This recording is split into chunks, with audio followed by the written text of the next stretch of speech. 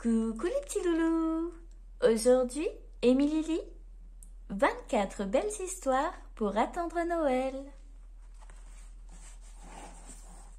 Aujourd'hui, nous sommes le 14 décembre. Nous allons lire Les JO des Pères Noël.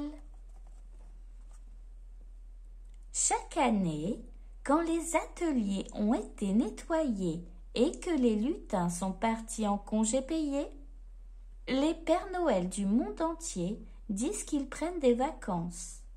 Mais, en fait, ils se retrouvent au pôle Nord, dans un lieu tenu absolument secret. Alors peuvent commencer leurs Jeux olympiques.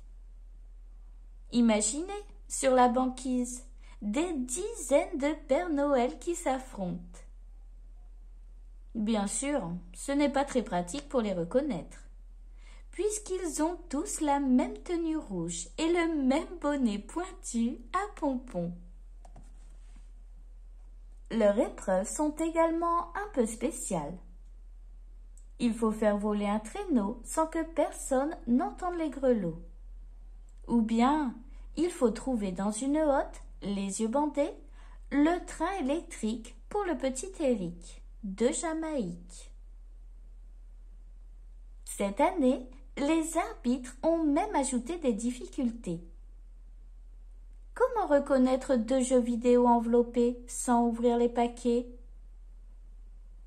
Comment glisser une cage à lapin dans un chausson pointure 21? Et comment entrer dans un immeuble qui n'a pas de cheminée? Évidemment, chacun a sa spécialité. Les Pères Noël d'Australie et d'Argentine sont les éternels médaillés des courses de traîneaux sur le sable. Chez eux, Noël survient en plein été.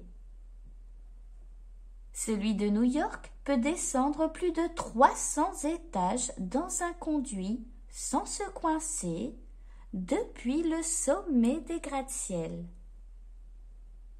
L'Indien et le Chinois arrivent à tasser 1 milliard de paquets dans leur hôte. Le Père Noël d'Amazonie est le champion de la course d'orientation.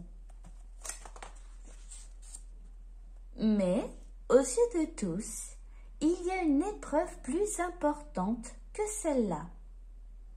C'est le concours de la liste d'or.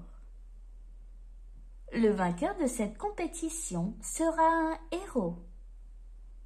Mais pour gagner, il faut reconnaître, du premier coup d'œil, les lettres des enfants méritants et celles des sacripants.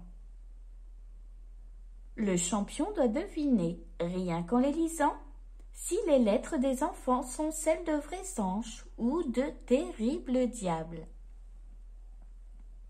Et il faut un sacré talent pour distinguer ceux qui racontent la vérité et ceux qui ne méritent rien dans leurs chaussons. Eh bien, mes amis, j'ai une mauvaise nouvelle à vous annoncer. Une très mauvaise nouvelle. Cette année, celui qui a remporté la médaille d'or de la liste d'or, c'est le Français. Oui, vous avez bien lu. C'est le notre Père Noël. Alors, si vous lui écrivez et si vous vous apprêtez à lui raconter des calembredaines sur vos bêtises de cette année, faites très attention. Réfléchissez. Est-ce que vous pensez pouvoir battre un champion olympique?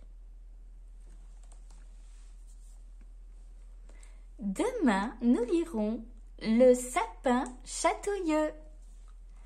À demain les loulous!